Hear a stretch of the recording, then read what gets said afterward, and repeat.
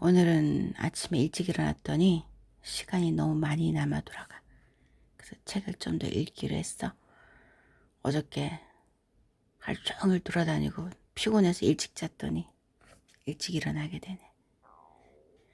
자, 천재를 만드는 최고의 공부법. 원하옵나니 저희 아이를 평탄하고 안이한 길로 인도하지 마옵시고 고난과 도전에 직면하여 분투 항거할 수 있도록 인도하옵소서. 메가더 장군의 자녀를 위한 기도 중에서 불안감을 자신감으로 바꾸는 몰입 능력. 비교적 쉽게 몰입을 유도하는 스포츠나 컴퓨터 게임에서 몰입도가 올라가는 과정을 살펴보면 도전과 응전이 반복된다는 것을 알 수 있다. 게임에 이기려는 목표가 도전이고 이 목표를 추구하는 일련의 과정이 응전이다. 게임에 이기려는 목표는 다시 순간순간의 목표를 만들고 이 목표를 추구하면서 조금 더 잘해보려고 안간힘을 쓰게 되는데 이것이 응전이다. 목표가 명확하고 난이도가 적절한 도전은 우리 뇌의 자동 목표 지향 메커니즘을 작동시켜 자동적으로 응전을 유도한다. 따라서 별 어려움을 느끼지 못하면서 몰입도를 올릴 수 있다. 또한 스포츠나 컴퓨터 게임에서는 몰입을 유도하기 위하여 의도적으로 도전한다는 것을 알 수 있다. 동시에 능동적으로 몰입도를 올리기 위해서는 도전의 요소가 반드시 필요하다는 것도 알 수 있다.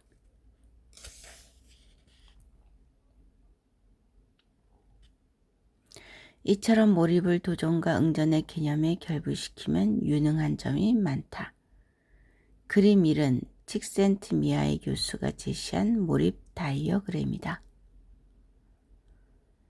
세로축은 과제의 난이도 등을 나타내는 도전이고 가로축은 과제를 수행할 수 있는 실행이나 기량을 나타낸다. 이 다이어그램에서 가로축의 도전에 대한 응전으로 볼 수도 있다. 또한 응전의 정도를 몰입도라고 할 수 있으므로 가로축을 몰입도로 볼 수도 있다. 도전의 난도가 낮으면 의도적으로 몰입도를 올린다고 해도 심리 상태가 무관심, 권태, 느긋함으로 변화한다. 따라서 난도가 낮으면 몰입을 경험하지 못한다. 한편 몰입도가 낮은 상태에서 상대적으로 도전의 난도가 올라가면 심리 상태가 무관심, 걱정, 불안으로 변화한다. 따라서 몰입도가 낮은 상태에서 난도가 높은 도전을 받으면 심리적으로 걱정이나 불안한 상태가 된다. 그러나 이 상태에서 도전에 대한 응전의 노력을 지속하여 몰입도를 올리다 보면 심리 상태가 불안, 각성, 몰입으로 변화하여 몰입을 경험할 수 있다. 예를 들어 시험 기간이 다가오고 있는데 학생들이 몰입도가 낮아 공부에 집중이 안 되고 걱정을 하면서 불안해하는 상태라고 하자. 이때 몰입도를 올리려는 의도적인 노력을 하지 않으면 시험 하루 전날 위기감이 엄습하면서 몰입이 유도되는 수동적인 몰입을 하게 된다. 이러한 상황에서 의도적인 몰입을 한다는 것은 도전이 부담스러워 무의식적으로 회피하려는 심리에서 벗어나 시험이라는 도전의 정면으로 맞서 응전하는 것이다. 그러면 몰입도가 올라가 불안, 각성, 몰입 상태로 변화되는 것이다. 학생들이 공부하다가 어떤 미지의 문제를 접해서 도대체 어떻게 풀어야 할지 전혀 모르겠고 막막하고 앞이 캄캄할 때 경험하는 심리 상태도 몰입 다이어그램에서 가로축의 값은 작고 세로축의 값은 큰 상태이다. 이때 포기하지 않고 계속 도전을 하면 몰입도가 올라가 결국 해결책이 머릿속에 떠오른다. 문제가 해결되면 성공했다는 희열을 느끼게 되고 자신감이 생긴다. 따라서 미지의 문제를 스스로 해결하는 연습을 자주 하면 불안, 각성, 몰입의 상태 변화를 자주 경험하게 된다. 불안한 상태를 견딜 수 있는 내성이 생겨서 이 변화를 스스로 만들어내는 몰입 능력이 발달하는 것이다. 불안 상태를 견딜 수 있는 내성이 생겨서 몰입 능력이 발달하는구나. 그러니까 불안감이 부정적으로 볼 필요는 없네. 마음이 산만한 상태에서 도전의 난도가 대단히 높으면 어떤 일이 벌어질까? 이 경우가 바로 아주 어려운 난제에 도전하거나 스님들이 화두를 들고 참선을 시작하는 상태이다. 이때의 가로축은 작은 값을 가리지만 세로축은 아주 큰 값을 가진다. 이때는 도전에 대한 응전을 계속해도 아무런 진전이 없어 불안을 경험하는 시간이 늘어난다. 그러나 이 경우 역시 포기하지 않고 노력을 지속하다 보면 몰입도가 계속 늘어나 불안, 각성, 몰입의 변화가 일어나서 결국 산매 상태에 도달하게 된다. 학생들도 난도가 높은 문제를 포기하지 않고 계속 도전하면 산매와 가까운 상태를 경험하게 된다. 이처럼 몰입도가 높은 상태를 더 자주 그리고 더 오랜 기간 경험하면 우리는 지적 능력이 가파른 속도로 올라간다. 또한 몰입도 100%인 산매 상태까지 도달할 수 있을 정도로 몰입 능력이 발달하게 된다. 그러면 뉴턴이나 아인슈타인처럼 풀리지 않은 중요한 문제에 대하여 몇 달이고 몇 년이고 내내 그 생각만 하는 능력이 형성되는 것이다. 이것이 평소에 잠들어 있는 우리의 숨은 능력을 깨우는 방법이다. 몰입 능력, 도전 정신, 창의성의 삼각관계. 생각을 멈추지 않고 지속한다고 해서 누구나 고도의 몰입 상태에 도달하는 것은 아니다. 개인마다 몰입 능력이 다르기 때문이다. 그러면 이 몰입 능력의 차이는 어디에서 기인한 것일까? 나에게 몰입 능력이 형성된 것은 틀림없이 어린 시절의 학습 방법 때문일 것이다. 나는 중학교 2학년 때부터 미지의 수학 문제가 나오면 끝까지 포기하지 않고 생각해서 스스로 답을 구하는 방식으로 공부했다. 어려운 문제를 만나면 며칠 동안 생각하는 것은 보통이고 심지어 몇 달간 포기하지 않는 경우도 종종 있었다. 그러면서 도저히 안 풀릴 것 같은 문제도 포기하지 않고 생각하면 결국은 풀린다는 것을 반복해서 경험했다. 이렇게 공부하면 문제 푸는 것이 게임을 하는 것처럼 재미가 있다. 그래서 10분 이상 생각해도 답이 나오지 않는 문제를 만나면 심심하던 차에 도전할 문제를 찾았다며 반갑게 느껴지기까지 했다. 이렇게 학습을 한 효과가 얼마나 위력을 발휘하는지는 대학원에서 연구를 하며 비로소 알게 되었다. 대학원 시절에 해결했던 문제들의 난이도가 고등학교 시절 도전했던 어려운 문제보다 쉬운 경우도 많았다. 산업체의 불량 문제의 난이도도 마찬가지였다. 어떠한 방식으로 학습하면 나중에 어떻게 된다 라는 명확한 상관관계를 찾는 것이 교육에서 가장 중요한 문제이다. 나는 이러한 상관관계가 나 혼자에게만 적용되는 것인지 아니면 모두에게 적용되는 일반적인 것인지 알고 싶어서 오랫동안 이 상관관계를 조사했다. 뛰어난 업무 능력을 발휘하는 회사원, 연구 능력이 뛰어난 많은 연구원과 교수들의 어린 시절 학습 방식을 조사한 결과 이 상관관계가 대단히 높다는 사실을 발견했다. 내 지도 학생 중에서도 몰입을 잘하고 뛰어난 창의성을 발휘하는 학생들은 예외 없이 어린 시절 미지의 문제가 나오면 포기하지 않고 끝까지 물고 늘어지는 방식으로 학습했다는 것이다. 학생들을 지도하면서 이런 방식으로 학습했던 학생이 그렇지 않은 학생과 구별되는 또 다른 특징을 발견했다. 그것은 바로 이런 학생들은 한결같이 도전 정신이 강하다는 것이다. 자기 능력 이상의 미션이 주어지더라도 온갖 방법을 총동원해 심지어 다른 분야의 전문가를 수소문해서라도 결국 해내고야 말았다. 반면 어린 시절에 이런 방식으로 학습하지 않은 학생들은 대부분 도전 정신이 부족하다. 보통 대학원 과정에서 해결해야 할 과제는 대다수 학생들이 평생 처음 접해보는 난제들이다. 학생에게 어떠한 과제를 언제까지 해결해 보라고 하면 학생은 어떻게 접근해야 할지 모르며 며칠을 스트레스 속에서 보낸다. 지도교수가 해결하라는 기한이 다가오는데 진전이 없어서 걱정한다.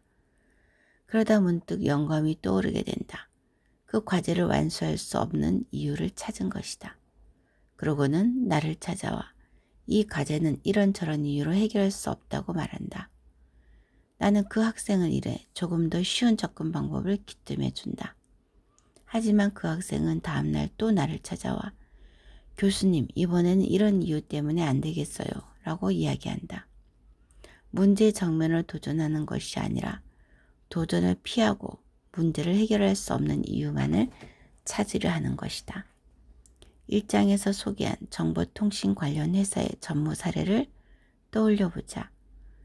회사로부터 정보통신 관련 신제품을 개발하라는 미션을 받은 그에게 만약 도전 정신이 없었다면 선진국에서 이미 많은 관련 특허가 출원되었으므로 신제품을 개발할 수 없다고 확신했을 것이다. 미션을 수행할 수 없는 이유를 찾은 것이다. 이런 상황에서는 포기하지 않고 1시간 아니 10분조차 생각을 지속하기가 어렵다. 그러나 그에게는 도전 정신이 있었기에 이런 상황에서도 선진국의 특허를 피한 새로운 구조를 찾기 위하여 자나깨나 생각에 몰두하게 된다. 며칠을 생각해도 전혀 진전이 없었지만 몰입도는 계속 올라간다.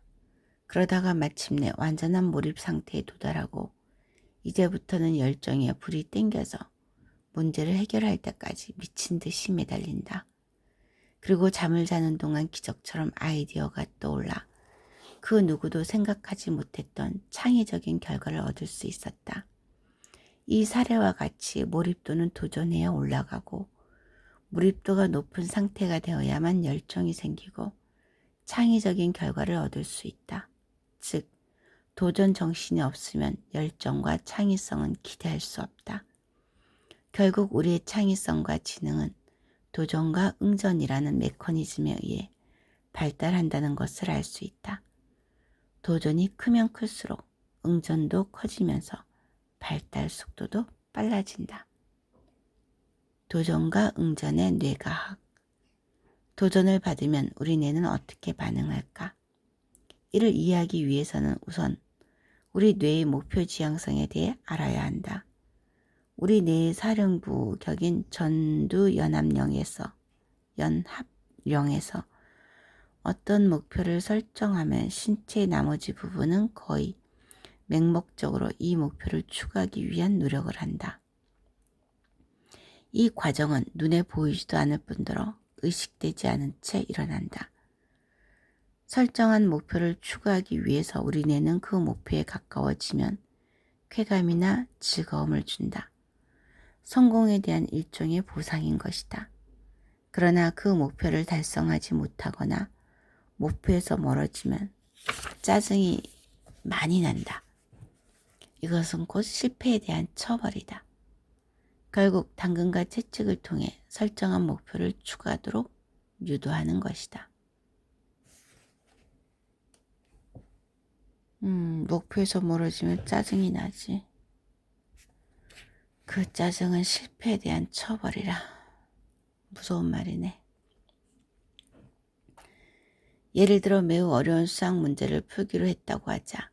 그러면 그 문제를 푸는 것이 우리 뇌에서 설정한 목표가 됨과 동시에 도전이 된다. 그런데 아무리 생각해도 문제가 풀리지 않는다.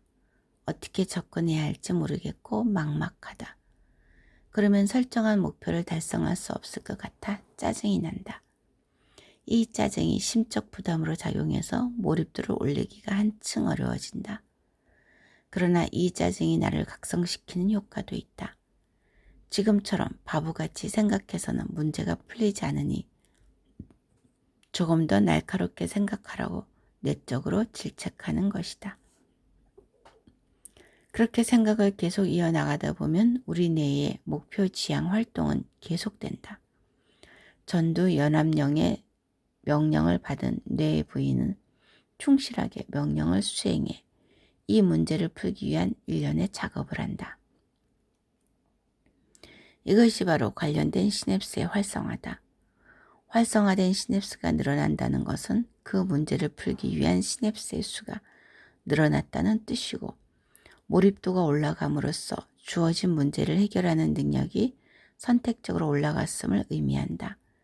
이러한 과정을 통해 시냅스가 영구히 변형되면 창의적 문제 해결 능력이 향상되고 머리가 좋아지게 된다. 포기하지 않고 생각을 거듭한 끝에 10분 만에 그 문제를 풀었다고 하자. 이는 10분 전에는 없었던 지적 능력이 생겼음을 의미한다. 이처럼 우리의 지적 능력은 몰입도에 따라 고무줄처럼 늘어날 수 있다.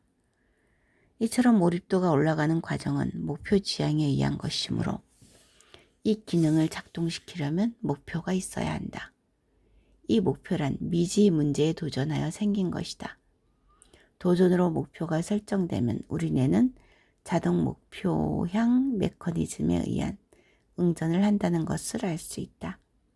따라서 애당초 도전이 없었다면 이런 일련의 과정이 일어날 수 없다. 이처럼 우리 뇌는 요구한 것에 대해서만 반응을 하지 요구되지 않은 것에 대해서도 반응을 하지 않는다. 이는 도전이 없으면 우리 뇌를 발단시키기 어렵다는 것을 의미한다.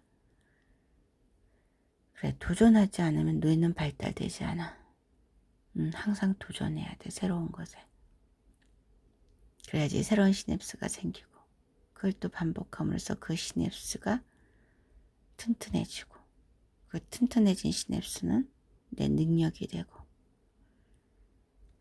그러면 또 그게 너무 쉬워지면 다른 것에 또 도전하고.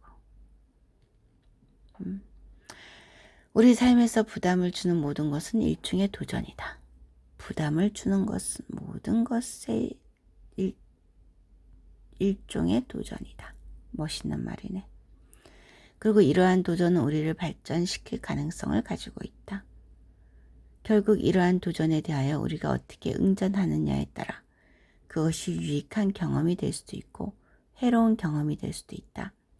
앞에서 소개한 시험 공부를 위한 몰입 사례는 시험이라는 도전에 대하여 의도적인 몰입을 활용하여 바람직하게 응전을 한 경우이다.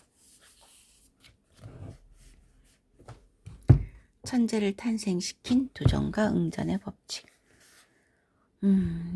그러게 도전하고 또 어려운 것에 짜증이 났을 때 그것을 견뎌내는 일련의 훈련을 해야 되는데 요즘 아이들은 조금만 어려우면 포기해버리더라고. 그냥 그만둬 버리더라고. 안타까운 일이지. 천재를 탄생시킨 도전과 응전의 법칙. 역사의 환액을 그은 위대한 천재들도 도전과 응전의 과정을 통해 빠르게 성장하였다. 그들에게 도전이 주어진 방식은 크게 두 가지였다. 첫 번째는 불운한 성장 환경이 커다란 도전으로 작용하고 이에 대한 응전이 발달한 경우다. 어린 시절 양친을 잃은 레오나르도 다빈치, 일찍 어머니를 열고 아버지 어머니의 무관심 속에서 자란 르네 데카르트, 유복자로 태어나 할머니 손에서 자란 아이작 뉴턴 등이 여기에 속한다. 또한 아버지가 가족을 버린 탓에 4살 때부터 학교에서 생활했던 토마스 홉스, 아이 때 한 번도 사랑을 경험한 적 없었다고 고백한 버나드 슈어, 5살의 아버지를 잃은 프리드리히 니체, 자신이 방기되었던 경험을 소설 이방인으로 표현한 알베르트 까미 등도 이들이 시련과 고난에 맞서면서 성장하고 발전할 수 있었던 이유는 영국의 역사학자 아놀드 토인비가 제창한 도전과 응전의 원리로 설명할 수 있다. 토인비는 인류가 발전한 원동력이 바로 도전과 응전이라고 설명하면서 문명은 끊임없이 닥쳐오는 혹독한 도전을 극복함으로써 발전해 왔다고 말했다. 부케의 청어잡이 이야기는 토인비의 도전과 응전에 대한 가장 훌륭한 비유다. 영국 사람들은 유난히 청어 요리를 좋아하는데 영국 근해에서는 청어가 잡히지 않는다. 그래서 어부들은 멀리 떨어진 북해에서 청어를 잡아 런던으로 운반해 와야 한다. 그런데 북해에서 청어를 잡아다 런던까지 가져오면 그새 청어들이 거의 다 죽어버려 제값을 받지 못한다. 이때 한 어부가 청어를 산채로 싱싱하게 운반하는 비결을 생각해내 많은 돈을 벌었다. 그의 비결은 간단했다. 청어가 있는 수조에 천적인 바다 메기를 몇 마리 넣는 것이다. 물론 청어 가운데 몇 마리는 바다 메기에게 잡혀 먹힌다. 하지만 나머지 청어들은 잡아먹히지 않으려고 죽을 힘을 다해 도망치기 때문에 싱싱하게 산채로 런던까지 온다는 것이다. 이처럼 도전과 응전의 법칙은 살아가면서 마주치는 크고 작은 도전을 통해 우리가 성장하고 있음을 말해준다. 뉴턴이나 니체 등도 실험과 역경이라는 도전에 응전하는 과정에서 자신의 잠재력을 깨웠고 그 결과 역사의 길이 남을 업적을 이룰 수 있었다. 천재를 만든 두 번째 양상은 조기 교육을 통하여 어린 시절에 부모로부터 도전이 부과된 경우이다. 중산층 이상의 과정에서 부모 중 한 사람에 의해 조기 교육을 받아 적절한 도전과 응전이 지속되어 천재로 성장하게 된 것이다. 음악의 신동 모차르트도 공리주의 철학자 존 스튜어트 밀, 역사상 최연소 박사 학위 소지자인 칼 비텔, 수학자이자 과학자 로드 켈빈경, 사이버네틱스의 창시자 노버트 워너 등은 어릴 때부터 아버지에게 조기 교육을 받았던 천재들이다. 특히 존 스튜어트 밀이 받았던 조기 교육은 오늘날에도 천재 교육으로 정평이 나 있다. 질적 공리주의를 제창한 영국의 사상가이자 경제학자인 그는 어린 시절 정규학교에 다니지 않고 아버지에게 교육을 받았다. 밀은 그의 자서전에서 아버지로부터 받은 교육이 다른 전형적인 교육과 어떻게 달랐는지 소개하고 있다.